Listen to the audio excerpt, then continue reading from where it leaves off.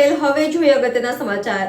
આજ રોજ અંજારમાં ફૂલ ગાજવીજ સાથે વરસાદની રમઝટ આવી। ગરમીમાં વરસાદ જામ્યો હતો અને રસ્તા પર ફૂલ પાણી ભરાયા।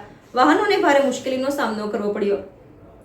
Reporter Jitendra Balga, NN news Anjar. દર્શક મિત્રો, તમારી આસપાસ બની રહેલી અવનવી ઘટનાઓ વિશે જાણવા માટે NN ન્યૂઝને લાઇક કરો, શેર કરો, સબસ્ક્રાઇબ કરો અને બેલ આઇકન પ્રેસ કરો, જેથી આપને નોટિફિકેશન્સ મળતી રહે।